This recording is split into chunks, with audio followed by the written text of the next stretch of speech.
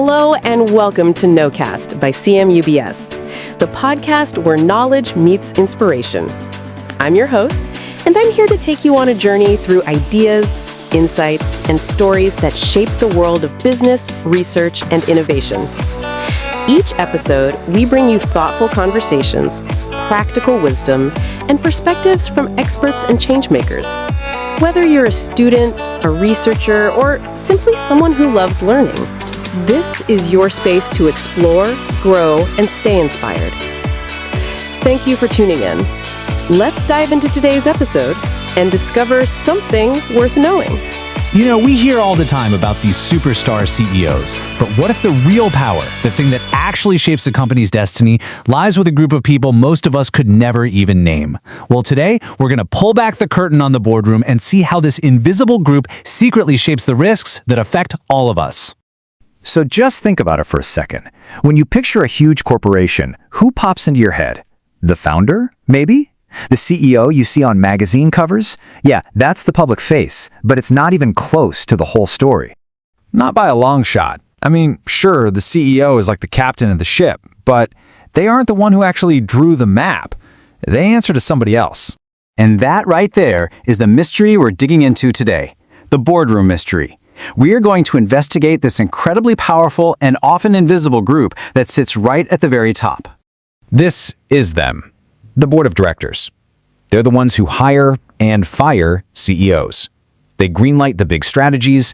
They decide just how much risk a company is willing to take on. They are the ultimate authority. And that leads to the really big question, right? Does it actually matter who these people are? I mean, if you swap out the directors, do you get a totally different company? Does their background or their gender or how much school they went to, does that actually shift a company's strategy from playing it safe to betting the farm? But before we get to the answers, let's just be really clear on why this is so important to begin with. We're talking about something called corporate risk. So, in the simplest terms, corporate risk is just a measure of how unpredictable a company is. Think of it like a roller coaster.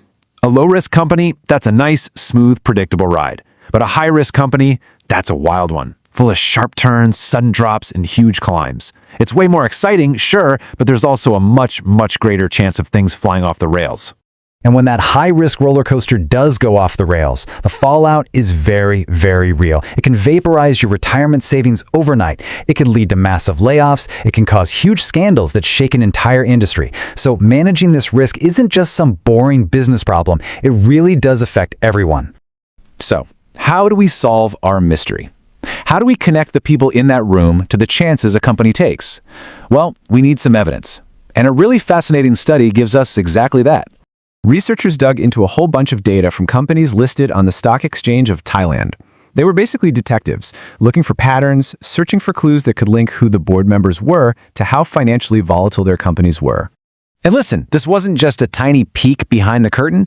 We're talking about a massive, comprehensive study covering 596 different companies over several years. That is a huge amount of data, which means the patterns they found aren't just a fluke. They point to some really powerful conclusions.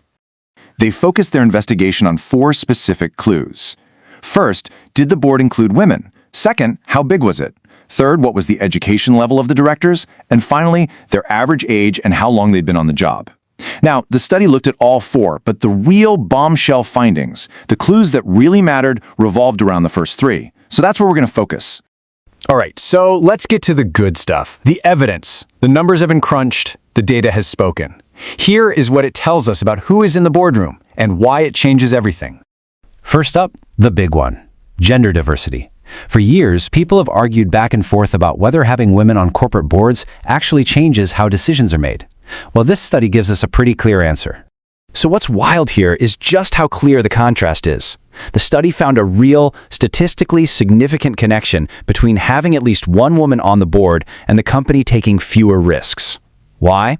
Well, the research suggests that more diversity in the room just leads to better, more thorough debate. It challenges that groupthink mentality, and that leads to more careful, well-thought-out decisions. Okay, next up, size. You might think a small, lean board would be the way to go, right? Able to make quick, decisive moves. But what does the data say about how board size actually links up with risk? And this just lays it out perfectly. The study found that larger boards were actually linked to less risk. In other words, the more people you have in that boardroom, the safer the company tended to be. The idea here is that a bigger group just provides more oversight, a wider range of opinions, and that creates these natural checks and balances that make it way harder for one single risky idea to just take over. All right, on to our next key clue. We kind of assume that company directors are all highly educated, but does the level of education actually make a real measurable difference in how risky a company is? The finding here was super specific and kind of surprising.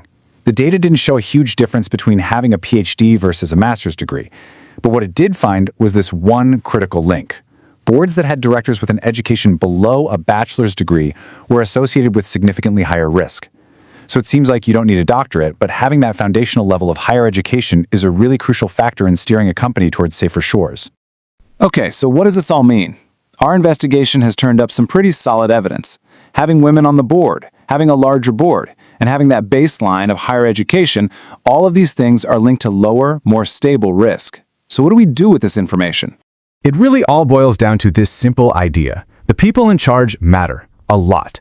Their backgrounds, their different ways of seeing the world, their collective knowledge, it all gets imprinted directly onto the company's DNA and its entire approach to risk.